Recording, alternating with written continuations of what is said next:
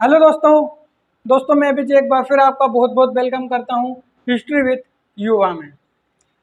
उम्मीद करता हूँ दोस्तों सब बहुत अच्छे होंगे। सावन का महीना चल रहा है, बढ़िया शिव जी के व्रत रखते हुए पढ़ाई स्टडी सब कुछ अच्छे से कंप्लीटली चल रहा होगा। ठीक है, आज की क्लास में हम डिस्कस करने वाले हैं, बहुत विस्तार से चर्चा करेंगे इस्लाम धर्म पर। देखो, इस्लाम धर्म का जन्म, उद्भव, इस्लाम धर्म का भारत में आगमन, ये सब तो हमें पढ़ना ही है, लेकिन सबसे पहले ये समझें कि पढ़ना क्यों है। ठीक, पढ़ने का कारण समझें। तो भाई, जिस देश में हम रहते हैं, पहला कारण तो ये है कि जिस देश में रहते हैं उस देश में दुनिया भर के जितने भी धर्म संप्रदाय हैं सबके लोग रहते हैं, जिसका नाम है भारत। यहाँ सब रहते हैं, किसी को कोई मनाही नहीं है। हमारा कॉन्स्टिट्यूशन कहता है कि भारत एक सेक्युलर राज्य होगा, पंथ निरपेक्ष या धर्म निरपेक्ष कंट्री होगा। ठीक है, ये हमारा संविधान कहता है। तो यहाँ सब रहते हैं, वो सभी रहते हैं, इसीलिए हम सभी का अध्ययन भी करेंगे।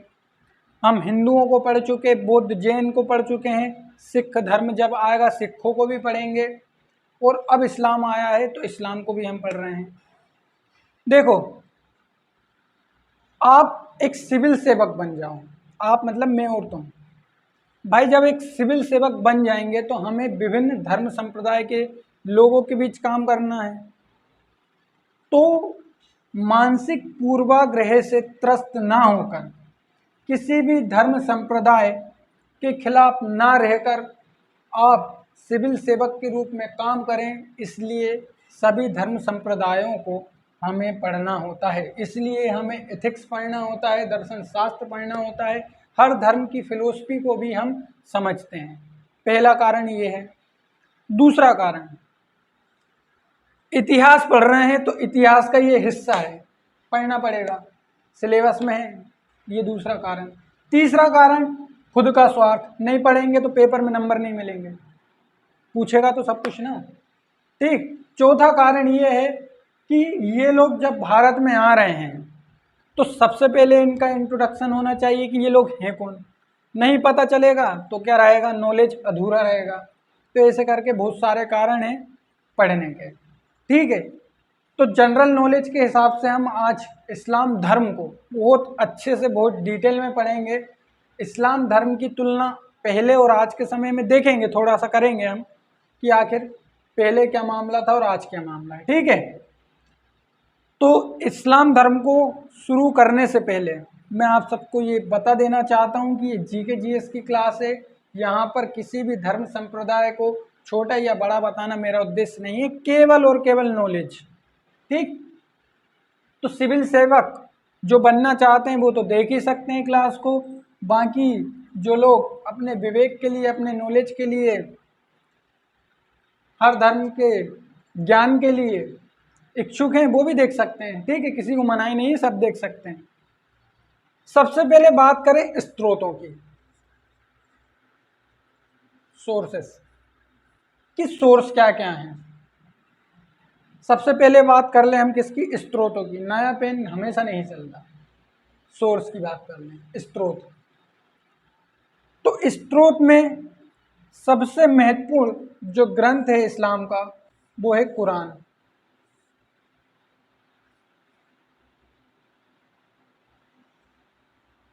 हमने हिंदू धर्म को पढ़ा था, यानी कि आर्यों को पढ़ा था, तो हमने सबसे पहले जिस ग्रंथ की बात की थी, जिस पुस्तक की बात की थी, उसका नाम था ऋग्वेद। हिंदू धर्म वहीं से शुरू होता है। हम इस्लाम की बात कर रहे हैं तो इस्लाम जिस किताब से शुरू होना चाहिए वो है कुरान।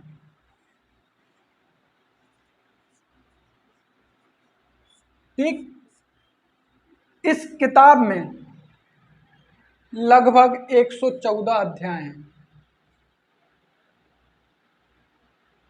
ठीक, और इसमें लगभग 666 आयतें या हम पद्य कह लें, ये हैं। और भी बहुत सारी चीज़ें हैं। अध्यायों को सूरा कहा जाता है, ये बात ध्यान रखना है। एक तो कुरान है। ठीक, इसके बाद हम मोहम्मद साहब के हदीस और फित्ता इनकी बात कर लें, इससे भी हम लोग कुछ जानकारी लेते हैं। हदीस और फित्ता, इसमें मोहम्मद साहब के बातों को और कार्यों को रखा गया है। तो हदीस और फित्ता, कुरान, इसके अलावा हम इब्न इसाक के एक ग्रंथ है, उन्होंने मोहम्मद साहब का चरित्र लिखा था। ठीक, ये भी हमारे लिए एक क्या है, स्रोत है कि हम इस्लाम का अध्ययन कर सकते हैं। इसके अलावा भी और भी सारे हमारे पास इस्लाम के ग्रंथ हैं, उन सभी ग्रंथों से हम इस्लाम की जानकारी प्राप्त करते हैं, लेकिन सबसे महत्वपूर्ण स्रोत है कुरान।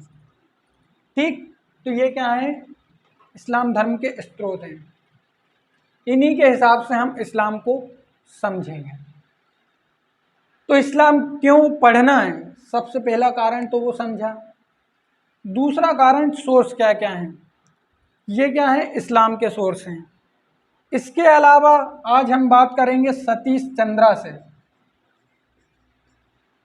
उनकी जो मेडिएवल हिस्ट्री की बुक है कला, धर्म और संस्कृति, उससे थोड़ी सी चर्चा करेंगे।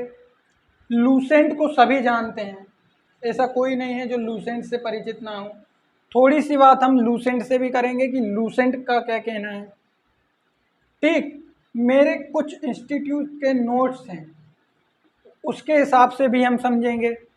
हालांकि खासकर कुरान और हदीस और फित्ता ये महत्वपूर्ण है, इनके हिसाब से तो सबको समझना ही है, लेकिन सतीश चंद्रा ने जो बुक लिखी है मेडिएवल हिस्ट्री, उससे समझेंगे, प्लस क्लास नोट्स। ठीक, इसके अलावा एक बुक है हरिश्चंद्र वर्मा की,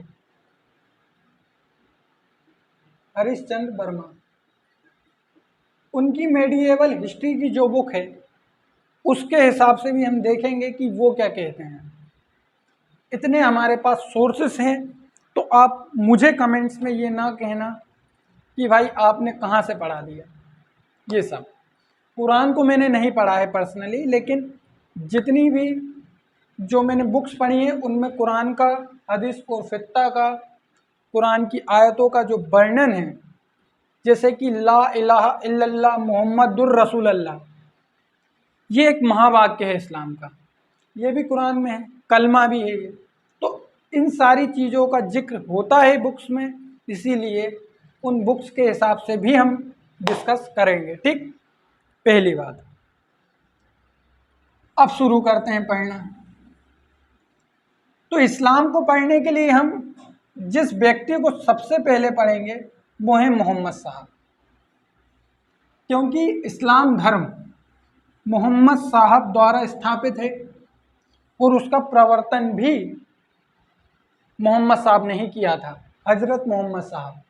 ठीक, तो शुरू करते हैं पैगंबर मोहम्मद साहब से।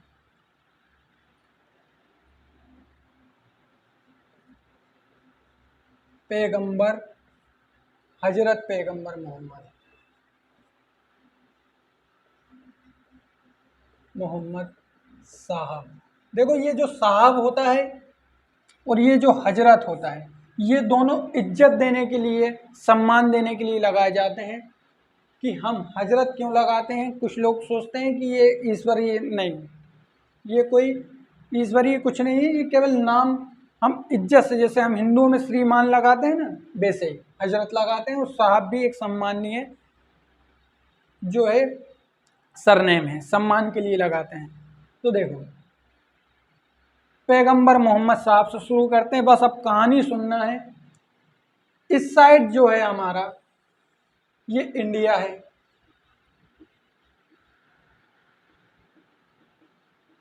ठीक। इंडिया के बाहर जितने भी हैं वो क्या है, देश है, इस साइड, ये समझना है। तो मेरे पास मैप नहीं है, तो मैं ऐसे काम चलाता हूँ। तो देखो, कहानी सुनना है मज़ेदार तरीके से, बहुत मज़ा आएगा। उससे पहले 1 मिनट, ठीक है, कहानी सुनना है बहुत मज़ेदार तरीके से। तो देखो भाई, पैगंबर मोहम्मद साहब, अब कहानी सुनो, मज़ा आएगा। 29 अगस्त 570 ईस्वी में, 29 अगस्त 570 एडी में या सीई में पैगंबर मोहम्मद साहब का जन्म भारत से बाहर, भारत में नहीं हुआ था, सऊदी अरब नाम के एक देश में, ठीक, शहर मक्का, कबीला कुरैश और परिवार है अब्दुल्ला।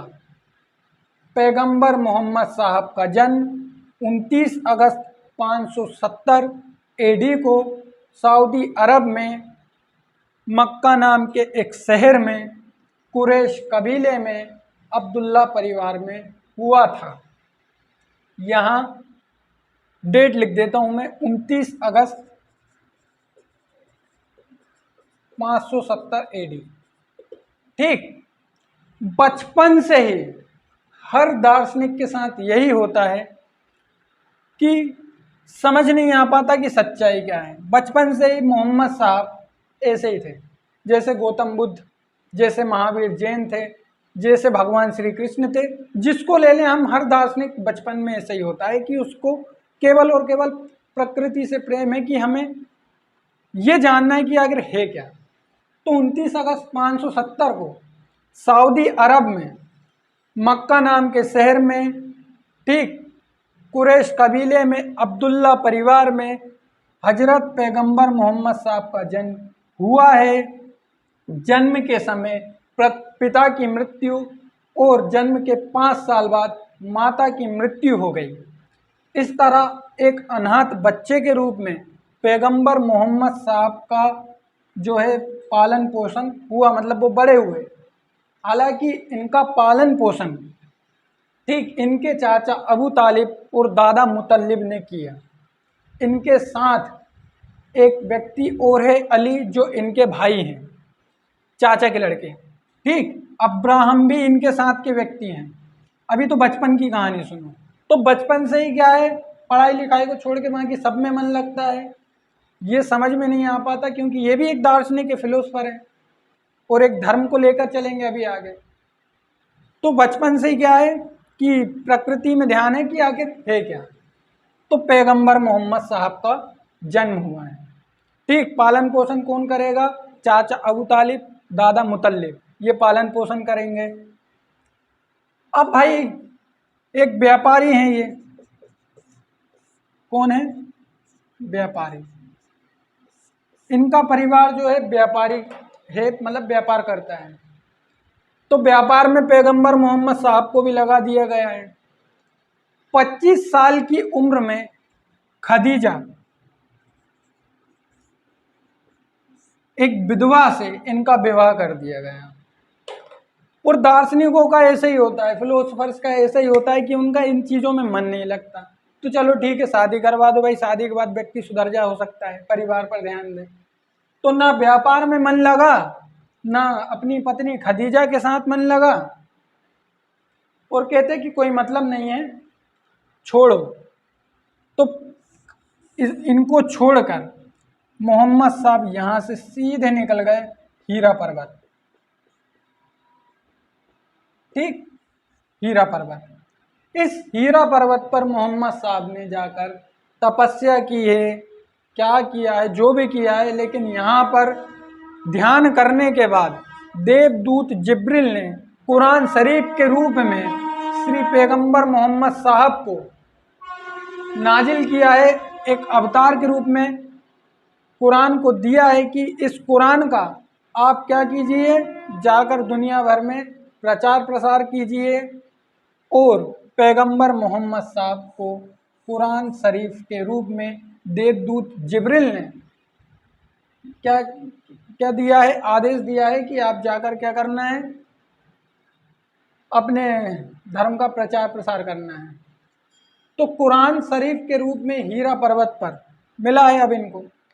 तो यहाँ से अब ये वापस आए हैं मक्का,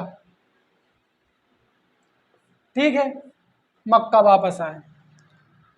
तो मक्का जब वापस आए हैं तो यहाँ पर इन्होंने सबसे पहले मूर्ति पूजा का विरोध किया।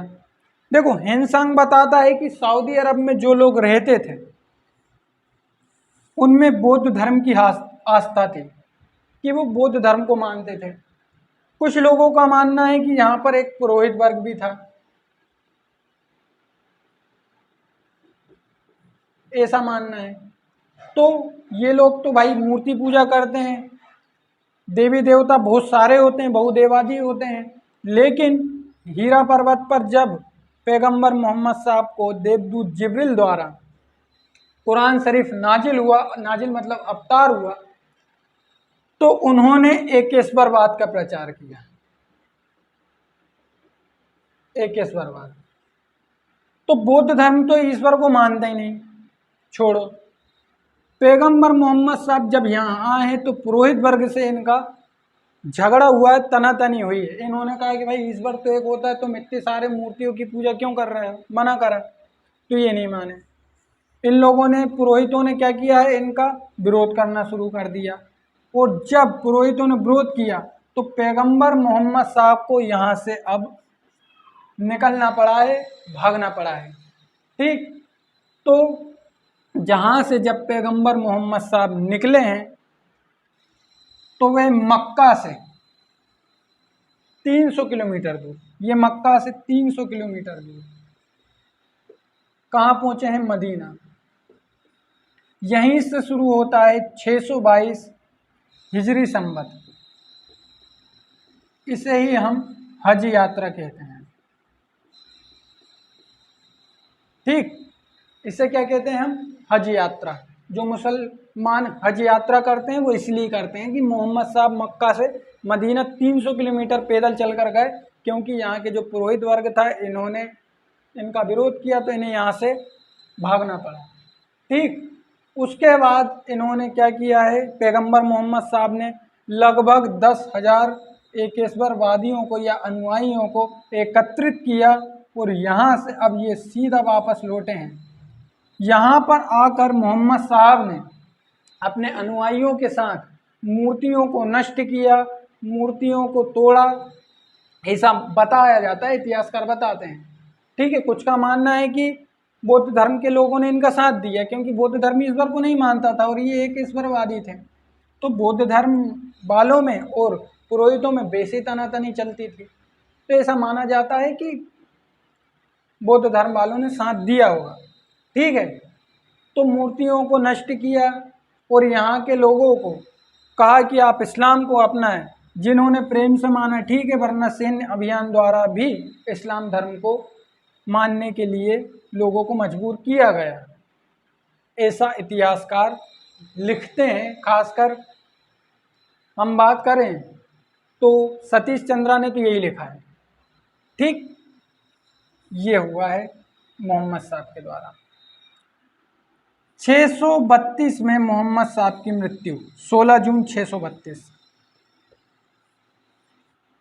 मोहम्मद साहब की मृत्यु। ये इतनी कहानी है मोहम्मद साहब की। इसके बाद हम चलें इस्लाम के सिद्धांत।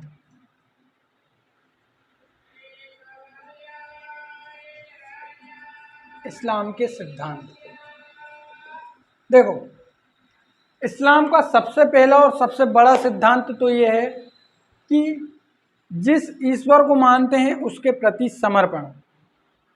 भाई अरबी भाषा में अल्लाह ये ईश्वर को ही कहा जाता है, यानी कि जिसे हम हिंदू में भगवान कहते हैं और अलग अलग धर्मों में अलग अलग नाम से हम बुलाते हैं ईश्वर को, वैसे ही अरबी भाषा में ईश्वर को अल्लाह कहा जाता है। ठीक, इस्लाम के सिद्धांत में सबसे पहले अल्लाह को समर्पण की बात कही गई है और एक महावाक्य ला इलाहा इल्लल्लाह मोहम्मदुर रसूलुल्लाह, इस महावाक्य से ये माना गया है कि ईश्वर एक है, अजर अमर अविनाशी अनंत है। यानी कि अरे हम उर्दू भाषा में कहें, इस्लाम की भाषा में कहें तो अल्लाह एक है, सर्वशक्तिमान है, जो दुनिया से दूर 7वें आसमान पर बैठकर सृष्टि के अभाव में उन कहकर सृष्टि की रचना करता है, सृष्टि का निर्माण करता है। ये इस्लाम मानते हैं। तो हिंदू भी तो यही मानते हैं, एको हम द्वितीयो नास्ति, कि ईश्वर एक है, अजर अमर सर्वशक्तिमान है, जो इस सृष्टि का निर्माता है, जगत पालन करता है और वही इसका सर्वनाश करता है। तो ये हिंदू भी मानते हैं, मुसलमान भी मानते हैं, फिर किस बात का झगड़ा है? ठीक। तो इस्लाम के सिद्धांत क्या है? पहला तो अल्लाह को मानते हैं, दूसरा ला इलाहा इल्लल्लाह मोहम्मदुर रसूलुल्लाह। देखो, इस्लाम के हिसाब से अल्लाह जिन लोगों को बनाते हैं उनमें आग से बने फरिश्ते और मिट्टी से बने मनुष्य सर्वश्रेष्ठ हैं। आग से बने फरिश्ते और मिट्टी से बने मनुष्य सर्वश्रेष्ठ हैं। गुमनाम फरिश्तों को क्या कहा जाता है? शैतान कहा जाता है। ये इस्लाम के सिद्धांत। ठीक।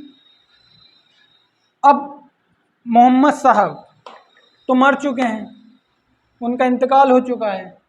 अब उसके बाद सत्ता को संभाले कौन? हर धर्म में यही होता है कि शुरुआत में तो ठीक है भाई, जब तक मुख्य व्यक्ति है तो बढ़िया चल रहा सब कुछ। अब मुख्य व्यक्ति नहीं है तो क्या होगा? तो क्या होगा? वही होगा जो मंजूर खुदा होगा। तो देखो क्या होता है।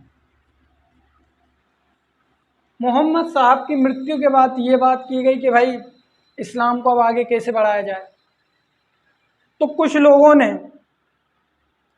साथ दिया कि ठीक है भाई, मोहम्मद साहब ने जो कहा है उसको आगे बढ़ाते हैं। कुछ लोगों ने कहा नहीं, कुछ नया करते हैं। जैसे बौद्ध धर्म में हुआ, बुद्ध के जाने के बाद बुद्ध कई संप्रदायों में टूट गया, हीनयान, महायान और आगे चलकर नवयान। ऐसे करके बौद्ध धर्म टूटता गया। ऐसे ही इस्लाम धर्म के साथ होने वाला है। ठीक है। इस्लाम भी अब यहाँ पर दो संप्रदायों में टूट जाता है मोहम्मद साहब के बाद, यानी कि अब इस्लाम के संप्रदाय,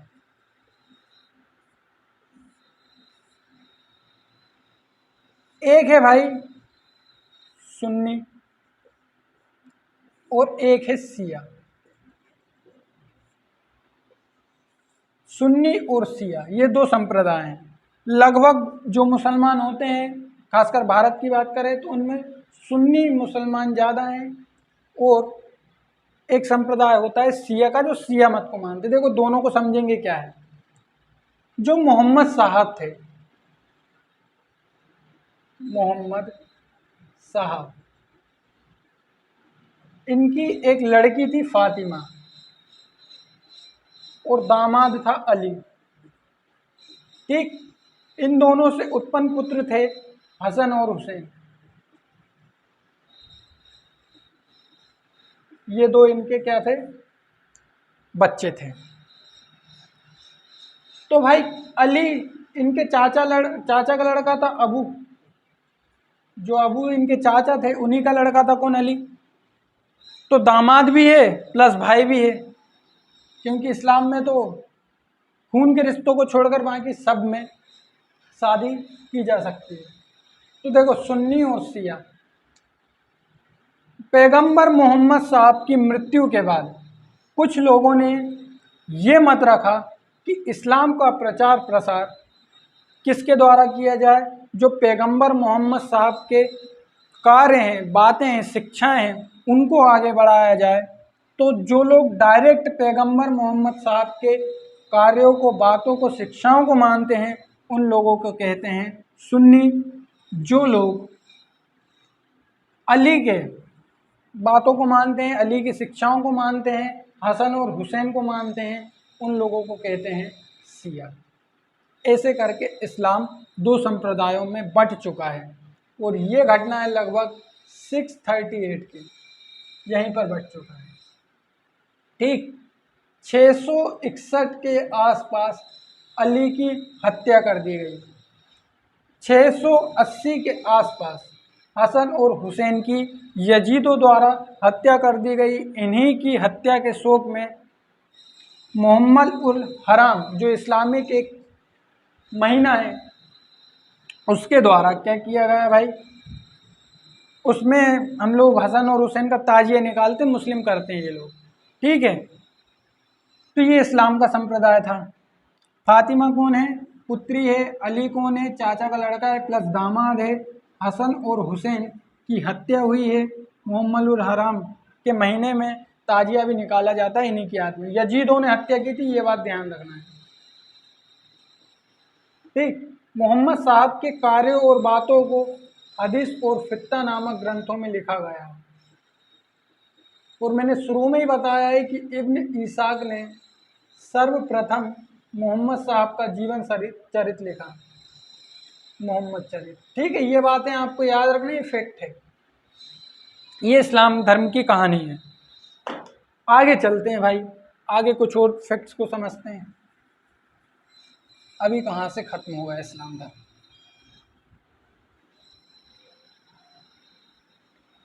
ठीक, ये इस्लाम धर्म है।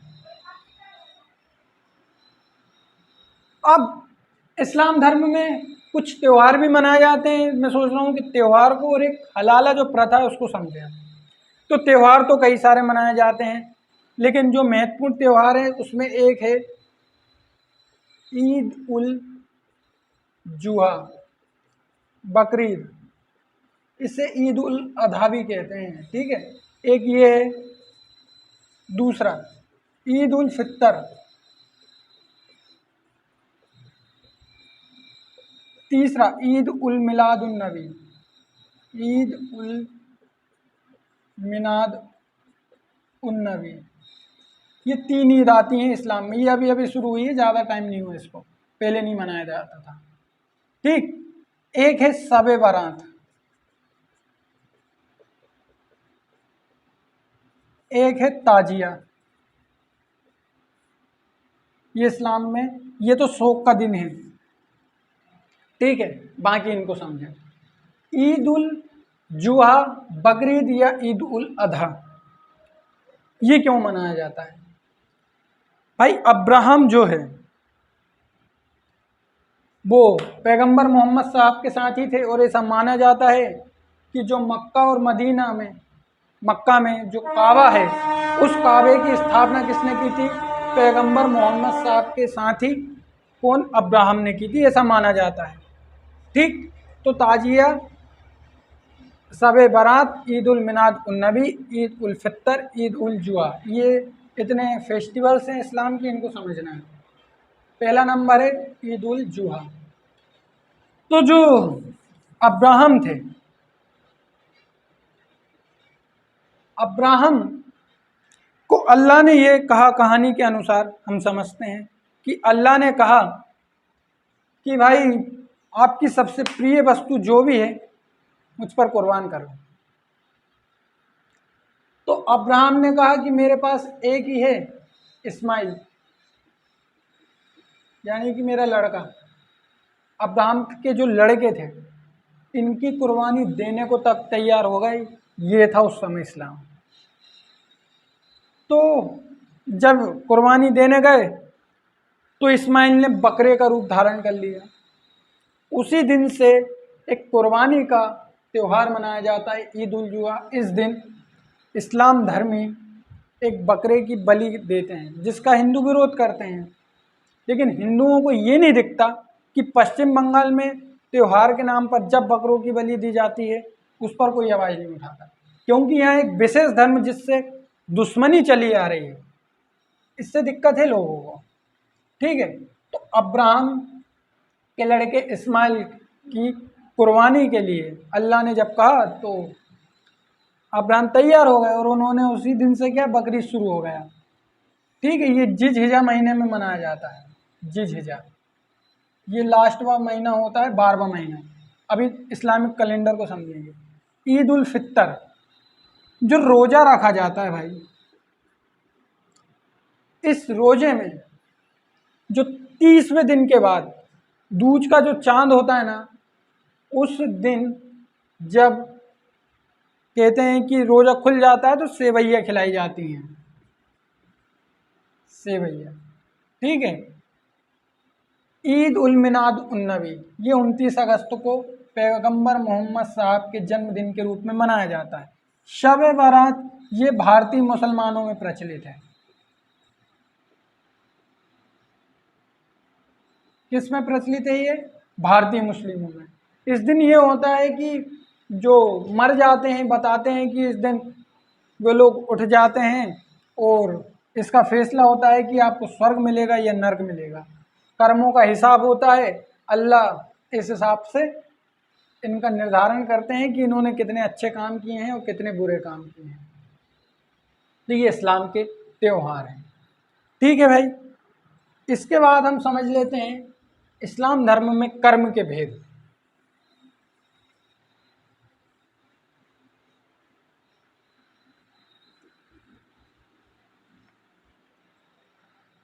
ठीक, कर्म के भेद, इस्लाम धर्म में कर्म के भेद। तो मैं यहाँ 5 लिख रहा हूँ। नित्य, नैमित्तिक, काम, असम्मत, 5वां है निषिद्ध। देखो पांचों को समझते हैं। नित्य, नैमित्तिक, काम, असम्मत, निषिद्ध, ये इस्लाम धर्म में 5 प्रकार के कर्म होते हैं। नित्य भी 5 प्रकार के होते हैं, जिसमें नमाज है, ठीक, ज़कात है, जिहाद है और हज है और रोज़ा है। ये 5 चीज़ें नित्य में हैं। नमाज भी 5 प्रकार की होती है, फज्र, जुहा, असर, मगरिब और ईशा। नित्य में क्या क्या है? देखो, नित्य में है नमाज, ज़कात, रोज़ा, हज और एक है जिहाद। ये 5 चीज़ें हैं। नमाज भी 5 प्रकार की होती है, जिसमें फज्र पहली नमाज है, उसके बाद जुहर की नमाज होती है, तीसरी नमाज होती है असर, चौथे नंबर की नमाज होती है मगरिब। इसी मगरिब की नमाज को पढ़ते हुए मोहम्मद गोरे की हत्या एक खुखर जाति के व्यक्ति ने की थी, कहेंगे पृथ्वीराज चौहान ने नहीं की थी, जबरन कुछ भी बताते हैं। ठीक है, मगरिब और ईशा, ये 5 प्रकार की नमाजें होती हैं। अब इनको समझ लो। पहले नमाज तो ये 5 प्रकार की होती है, इन्हें तो करना अनिवार्य है। नमाज कैसे करते हैं अभी वो भी समझेंगे। ज़कात को समझो। ज़कात का मतलब होता है कि आप दान दें। ठीक है, रोजे जो 30 दिन का व्रत रखते हैं वो। हज हम समझ ही चुके हैं। जिहाद का मतलब समझो। जिहाद का मतलब जो आज बताया जा रहा है लव जिहाद वाला जिहाद या कट्टरवाद, वो जिहाद का मतलब नहीं था। जिहाद का मतलब ये है कि जब जब धर्म की हानि होगी, जब जब धर्म पर मुसीबतें आएगी, तो धर्म के लिए युद्ध करना, धर्म के लिए शस्त्र उठाना ही जिहाद था। लेकिन आज जिहाद भगवान जाने क्या बना दिया गया है। अभी इस्लाम जो शुरुआत में था वो इस्लाम आज नहीं है, बहुत बदल चुका है। देखो, होता यह है कि धर्म कोई बुरा नहीं होता, धर्म की शिक्षाएं बुरी नहीं होती, धर्म को लोग बुरा बना देते हैं। कुरान शरीफ मोहम्मद साहब के समय लिखा गया, 23 साल में लगभग कंप्लीट हुआ। उसके बाद मोहम्मद साहब की जब मृत्यु हुई तो कुछ लोग जब ऊपर से उसमें कुछ डाल दें, जैसे कि हमने खाना बना के रख दिया, बाद में कोई जहर ला कर डाल दे तो हमें क्या पता इसमें हमारी गलती है, ऐसा करते हैं लोग। हिंदू धर्म में भी यही हुआ। प्रारंभ में जब ऋग्वेद लिखा गया तो ऋग्वेद में कोई ऐसी बात नहीं थी, लेकिन बाद में नए अध्याय जोड़कर उस ऋग्वेद को भी बदल दिया गया। ठीक है, तो जिहाद का मतलब क्या था? धर्म के लिए शस्त्र उठाना। ऐसे तो हमारे भगवत गीता में भी श्री कृष्ण कहते हैं, क्या वो जिहाद है? नहीं, धर्म के लिए शस्त्र उठाना ही जिहाद है। तो नित्य, नैमित्तिक, काम, असम्मत, निषिद्ध, नित्य 5 प्रकार के होते हैं, 5 प्रकार की नमाज, और ये 5 प्रकार के इसमें कर्म हैं। नैमित्तिक को समझो। नैमित्तिक क्या है? इसे करना अनिवार्य है इस्लाम में, लेकिन नहीं करो तो कोई दिक्कत भी नहीं है, ऐसा नहीं है, लेकिन अनिवार्य है। बाकी नहीं करोगे तो कोई पाप नहीं लगेगा। काम, ये इच्छा पूर्ति के लिए किया जाता है। असम्मत, इसे करने का इस्लाम मना करता है, लेकिन करोगे तो पाप नहीं लगेगा। निषिद्ध, इसे करना दंडनीय अपराध है और इसे इस्लाम में हराम कहा गया है। किसको? निषिद्ध को। ये इस्लाम में 5 प्रकार के क्या होते हैं? कर्म होते हैं, कर्म के भेद होते हैं। नित्य, नैमित्तिक, काम, असम्मत, निषिद्ध। ठीक। अब नमाज को समझो, नमाज कैसे पढ़ी जाती है। नमाज भी 2 प्रकार से पढ़ी जाती है। एक तो नमाज साधारण नमाज, जिसमें कई व्यक्ति इकट्ठा होते हैं और समूह में नमाज को कर सकते हैं, या अकेले भी किसी स्थान पर खड़े होकर या बैठकर दोनों हाथों को इस प्रकार जोड़कर, और ऐसा मानते हैं जब तक अल्लाह सामने ना आ जाए नमाज शुरू नहीं होती, ऐसा माना जाता है। लेकिन आजकल हर कहीं रोड पे नमाज, क्योंकि अब तो धर्म क्या है कि कंपटीशन हो गया। धर्म धर्म नहीं रहेगा, कंपटीशन, कि तुम हनुमान चालीसा पढ़ सकते हो तो हम नमाज पढ़ेंगे, बुद्ध ऐसा कर सकते हैं तो हम वैसा करेंगे। तो ऐसा हो चुका है। ठीक। नमाज करने से पहले वजू किया जाता है। वो कैसे किया जाता है? पहले तो कोहनियों तक हाथ को धोया जाता है, यहाँ तक। हाथ को धोने के बाद कुल्ली किया जाता है, यानी कि मुंह में पानी भरकर हम जो सुबह सुबह कुल्ला करते हैं ना, उस प्रकार से कुल्ला किया जाता है। नाक को साफ किया जाता है, और जो गीले हाथ हैं उनको बालों पर इस प्रकार से यूँ फेरा जाता है। बढ़िया पूरा सिस्टमेटिक तरीके से व्यक्ति जाकर वजू करता है, और उसके बाद नमाज शुरू होता है। ये नमाज 2 प्रकार की, एक साधारण नमाज होती है, एक सर्फ नमाज होती है। साधारण नमाज में व्यक्ति, ठीक है, एक स्थान पर बढ़िया अल्लाह को सामने रखता है, और स्थान कैसा होना चाहिए? एकांत वाला होना चाहिए। ये नहीं कि किसी भी जगह पर, एकांत होना चाहिए। तब तक अल्लाह सामने नहीं आ जाते, ऐसा मन में लगता नहीं है, तब तक नमाज शुरू नहीं होती। एक नमाज होती है सर्फ नमाज, जिसे इमाम द्वारा करवाया जाता है, कि इमाम जैसा जैसा बोलते जाएंगे वैसा वैसा बाकी के समूह के लोग करते हैं। ये 2 प्रकार से नमाजों को पढ़ा जाता है। अब एक इस्लाम धर्म की सबसे विवादित जो चीज़ है उसको समझते हैं, वो है हलाला। बहुत झगड़े हैं इसको लेकर।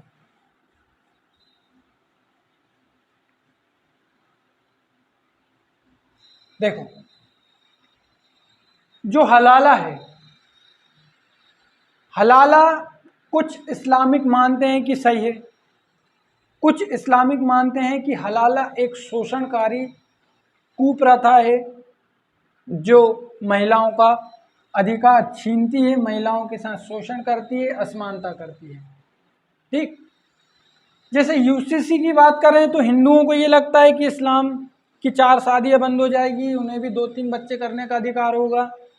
इसी को यूसीसी कहते हैं। यूसीसी एक बहुत बड़ा चैप्टर है, बहुत बड़ा एक पूरा पैराग्राफ है। अगर उसे पढ़ें तब समझ में आता है कि हाँ सच्चाई क्या है।